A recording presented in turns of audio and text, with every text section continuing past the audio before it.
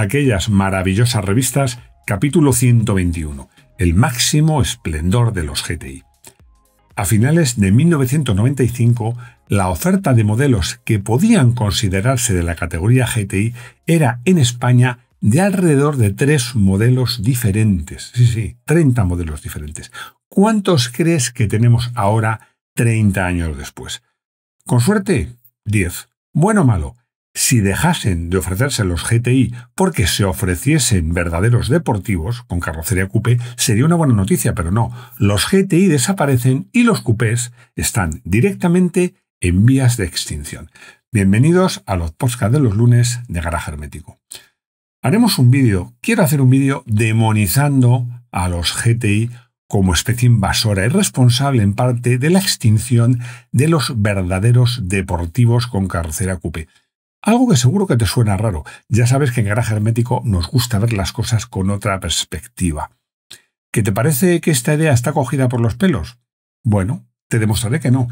Hoy te voy a dar algunos datos. En 1995 los coupés deportivos eran muy minoritarios. Apenas eran entre un 1.5 y un 2.0% del total de ventas, que ese año fue de casi 900.000 coches. Y ahora te hago una pregunta.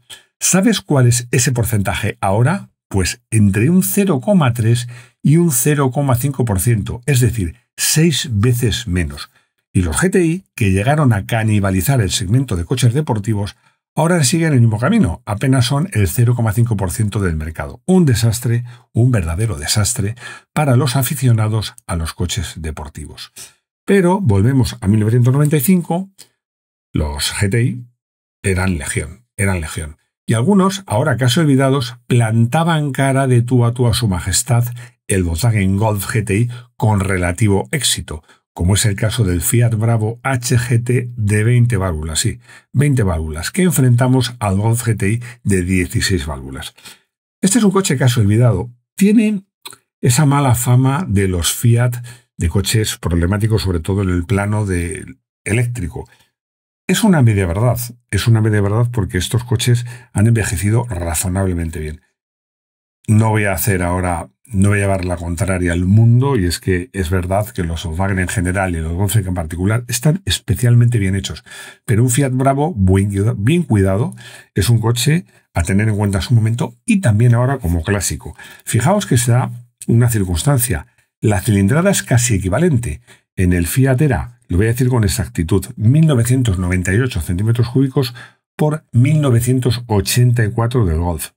Lo que sucede es que el Fiat tenía un cilindro más, 5 contra 4 del Golf. Ya sabéis que a mí me encantan los motores de 5 cilindros, me gustan las cosas raras, y la verdad es que siempre se ha dicho que los motores de 5 cilindros pretendían tener la compacidad y la ligereza de los de 4 cilindros, pero las ventajas de equilibrio, de subida rápida de vuelta de los 6 cilindros. Y un poco de verdad hay en esto. Curiosamente, pues la potencia, como podéis suponer, también estaba muy emparejada, pero daba 3 caballitos menos el Fiat, daba 147 frente a 150 con un Cebal Golf. Y lo cierto es que, y esto solía suceder, los Fiat más o menos alcanzaban la potencia que prometían o se quedaban un poquito por debajo, y los Volkswagen alcanzaban la potencia que prometían o se quedaban un poquito por encima. Y las curvas de potencia eran muy parecidas.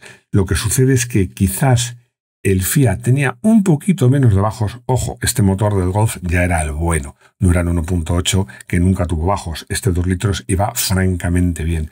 Y tenía más bajos que el Fiat. Lo que sucede es que el Fiat, los altos, en la parte alta del cuentavueltas, digamos que a partir de 4.000 era un coche muy agradable y que subía mucho de vueltas. No voy a juzgar la estética. Yo soy de los que opinan que la estética, bueno, es opinable, pero también es un valor que podemos enjuiciar y que de alguna manera todos tenemos algunos rasgos en común. Yo no voy a ser el que diga que el Golf es más bonito que el Fiat. Lo que sí voy a decir es que le gusta más a la gente. Eso es un dato. Yo, viendo los dos coches, debo confesar que a mí el diseño del Bravo siempre me ha parecido extremadamente bonito. Es cierto también que, fijaos, se da una circunstancia que yo diría que cuando ves los dos coches juntos, parecen el mismo coche, de una generación anterior y de una generación posterior. El Golf sería de la generación anterior y el Fiat de la generación posterior, porque son muy parecidos. Incluso ese rasgo peculiar del último pilar, el pilar C del Golf, grueso, un invento de Giugiaro, o al menos un recurso de Giugiaro para dar aspecto de robustez, Fiat lo había copiado exactamente igual. Pero lo cierto es que el Golf era un coche mucho más cuadradote, con líneas más rectas, mientras que el Fiat Bravo era lo mismo, las mismas dimensiones, que eran prácticamente idénticas, pero todo mucho más redondito, una aerodinámica claramente mejor.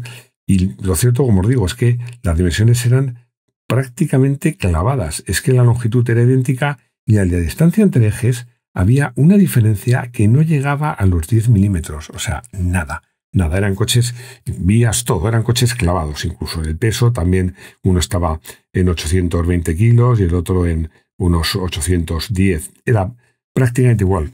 El Golf pesaba un poquito menos, tenía un cilindro menos y tenía un reparto de pesos un poquito mejor. Y probablemente, en cuanto a comportamiento rutero, yo creo que era un poquito más ágil. Lo que sucede es que el Fiat iba muy bien y a cambio era un coche claramente más confortable. También a nivel de asientos, los dos tenían muy buen aspecto.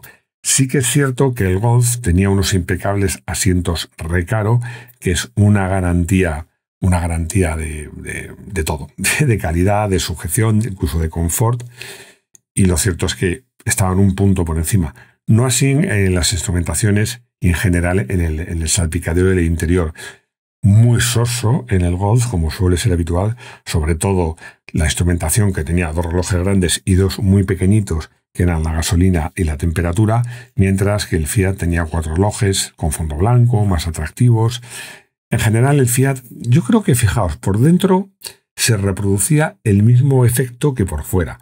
Se puede decir que eran dos coches muy equivalentes, pero uno de una generación anterior al otro. Nuevamente, el salpicadero del Golf es muy rotundo, muy bien acabado. Eso es cierto, que lleva muy bien el paso del tiempo. Yo creo que estos salpicaderos de tanta calidad y que además tienen un diseño simplón, vamos a decirlo así, al final acaban acusando mejor, o llevando mejor, quiero decir, el paso del tiempo. Pero vamos, yo estoy viendo en este momento la fotografía del salpicadero del Fiat Bravo y honestamente creo que es más bonito y a mí personalmente me gusta más. Curiosamente, os diré que en cuanto a frenos, y frenaba mejor el Fiat Bravo, además apreciablemente mejor.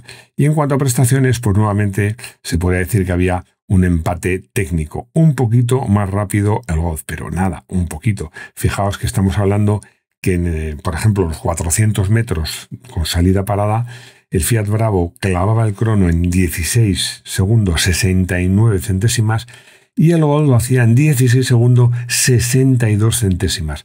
7 décimas de diferencia, que subían a un poquito menos, de medio segundo en el kilómetro con salida parada, que los hacían en 38 el Bravo y 30-23 el Golf. En cuanto a prestaciones no había grandes diferencias. Sí que insisto en que había diferencias en la forma de conseguirlo. Era curioso porque, por decirlo de alguna manera, el comportamiento del Fiat un poquito más torpe, más virador, pero más confortable, hubiera casado mejor con el motor del Golf. Y el comportamiento del Golf, un poco más deportivo, más ágil, pero también un poquito más incómodo, hubiera casado mejor con el motor del Fiat. Pero bueno, las cosas son como son. Y en cualquier caso, lo que sí quiero decir al acabar este recuerdo, esta comparativa que puedo hacer, es que hay rivales del Golf que han sido justamente olvidados. Y vuelvo a decirlo, un Fiat Bravo HGT bien mantenido y en buen estado, para mí es una compra muy sensata, porque además os va a ofrecer sensaciones iguales y en algunas situaciones incluso mejores que el Golf, la misma practicidad, es un coche también bastante fiable y va a ser mucho más barato. Ya lo era en su momento. Como os decía, seguimos hablando de GTIs, el panorama de los GTI era muy animado, muy animado. Ya os he dicho que había casi 30 modelos diferentes de Alfa, BMW, Citroën, Fiat tenía un punto GTI, el Bravo, por supuesto, Fiesta tenía el XR2, que no dejaba de ser un mini GTI, por supuesto el Escort y el Escort RS200, el Honda Civic, el Lancia Delta, los Mazda 323, que había varias versiones, el Mitsubishi Colt, otro gran olvidado, el Nissan Almera GTI, otro gran olvidado porque era un cochazo con motor 2 litros y 142 caballos. El Opel Corsa, que recurría, como ya imagináis en Opel, a la denominación GSI, el Astra Sport, que era un GTI, digamos, de mínimos, el auténtico Astra GSI con el motor 2 litros y 16 válvulas o 8 válvulas, el Peugeot 306, el Clio 16 válvulas y el unicornio de los Renault Clio 16 válvulas, que es el Williams, el Renault Megane, el Rover 220 GSI, le copiaba la denominación a Opel de 16 válvulas, ojo, con 2 litros y 136 caballos, el Seat Ibiza 1.8 GTI, un coche excepcional con motor 1.8 y 130 caballos y, por supuesto, lo digo el último porque lo he dicho por orden alfabético, el Volkswagen Golf GTI, que con 8 y 16 válvulas. En total eran más de 30 alternativas diferentes si lo que te gustaba y el coche que querías era un GTI. Como digo, yo creo que fue, si no el momento de máximo esplendor, se acercó mucho a ser ese momento. Ahora vamos a hablar de marcas que resucitan y de roster, porque MG, que había desaparecido y estaba prácticamente extinta, unos cuantos años después volvía con un renovado MGF, que era de nuevo pues la resucitación, la forma de resucitación, creo que me lo he inventado yo y no existe, y si existe suena fatal, del roster británico. Lo que sucede es que, bueno, ¿qué queréis que os diga? No me parecía, a ver, estéticamente no estaba mal, no tenía el encanto de los auténticos roster británicos, pero es que, ¿qué queréis que os diga? Tenía propulsión trasera. El coche estaba bien hecho y yo creo que era bonito, iba bien, tenía un motor muy adecuado para un coche de este tipo, que era un coche ligero, bastante ágil. Era un motor de 1.8 litros con 120 caballos, un poquito escasos, pero bueno, es que estamos en un peso que estaba justo en la tonelada, que, ojo, para ser un coche de prácticamente 4 metros y descapotable no estaba nada mal. Lo que sucede es que este coche no acababa de ir redondo. Y eso que tenía una ventaja fantástica, que a diferencia de los auténticos roster ingleses que eran con motor delantero y propulsión posterior, en este caso, este coche, esto yo creo que le daba un plus de interés y se lo da incluso hoy, tenía motor central transversal que permitía que el motor ocupara muy poquito sitio. Lo cierto es que el coche tenía, fijaos, es que por fuera no era feo, pero no era un coche, no te rememoraba los MGs tradicionales, era un poquito impersonal, vamos a decir que era bonito pero impersonal. Y en cambio por dentro sí que tenía un aire un poco más retro. Bueno, la verdad es que tenía una capota diseñada por Pininfarina que sujetaba muy bien. Era un coche que convencía, pero no entusiasmaba. Lo que sucede es que yo creo que a un roster lo que le pides, es que emocione. Este coche era correcto, pero no era entusiasmante. Yo creo que es de los coches que ha ganado con el paso del tiempo, porque esa estética un poquito anodina que se le podía reprochar en el año 95, cuando había mucha oferta de este tipo de coches, hoy día cualquier roster descapotable llama la atención. Y este tiene pues esa ventaja, ese plus de tener motor central que le da un tipo de conducción diferente y una agilidad también diferente. Y vamos a seguir con los roster, porque fijaos, yo creo que ni la propia marca, estoy hablando de Mercedes-Benz, pensó que iba a tener el éxito que tuvo con el Mercedes SLK. La verdad es que se presentó como un prototipo y luego pues pasó al coche de producción con muy pocos cambios. Era un coche bonito, un poquito a la estela del MX5, pero sin perder el sabor y la calidad de Mercedes, y que además tenía una estrella, por supuesto siendo Mercedes, pero la estrella en este caso era el motor que recurría no al turbocompresor, sino que recurría al compresor volumétrico. El motor de 2.3 litros atmosférico, que era un motor bastante generoso para este tipo de coches, ofrecía 136 caballos, pero con el compresor la potencia raspaba los 200, 193. La verdad es que la ventaja de este compresor, la desventaja era que consumía un poco más que un coche equivalente con turbo o atmosférico, pero La mayor ventaja es que tenía el tacto, era como si el motor tuviese mayor cilindrada. La verdad es que aún hoy, y además hace poco hice un vídeo sobre coches que se van a revalorizar y que ahora están a un precio razonable, uno de los que citaba es el SLK y recomendaba que sin duda, si tenías la oportunidad de compraros uno con el motor con compresor. Y ya hemos acabado con el producto, llegamos al motor Sport y la Fórmula 1 con Schumacher acariciando el título con un segundo puesto en Portugal y su victoria en el Gran Premio de Europa, que en el Gran Premio de Europa se disputó en el Nürburgring, pero ojo, no en el Infierno Verde, en la versión corta, pero delante de su público, y además en una carrera extraordinariamente complicada, que la pista estaba al empezar mojada, pero se iba secando, había que apostar, había que acertar. Esto hizo que Alesi, un pilotazo, y que en estos momentos pues muchos pensaban que podía ser el gran rival, incluso por delante de Hill, de Schumacher. Lo que pasa es que Hill tenía un Williams y Alesi tenía un Ferrari que era menos competitivo. Pero Alesi tuvo una actuación magistral.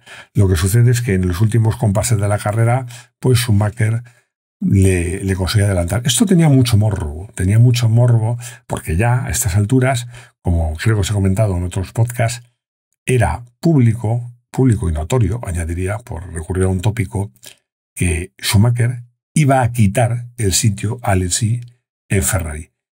Yo confieso que en esta época, pues si me dais a elegir uno de estos dos pilotos, no sabría a qué carta quedarme. Ahora te diría que considero que Schumacher es un poquito mejor, no tanto como la diferencia de títulos o la ausencia de títulos que hay entre ambos, pero Alesi me caía muy bien. Era un piloto que siempre me ha caído y me sigue cayendo francamente bien. Y no quiero dejar de mencionar el Mundial de Rallys.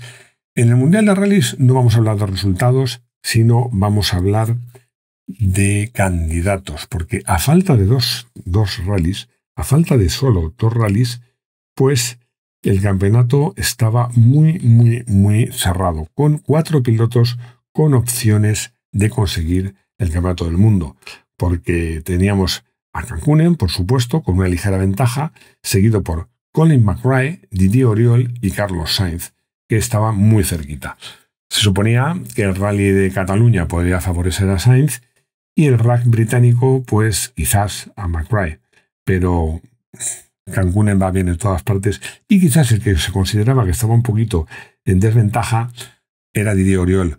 Por 2 razones, porque Didier Auriol, aunque ha tenido actuaciones destacadísimas en rally de tierra o sobre hielo y nieve, era más un especialista en asfalto y además porque su Toyota Celica pues no iba tan bien como estaban yendo otros modelos, en concreto los Subaru de McRae y de Sainz.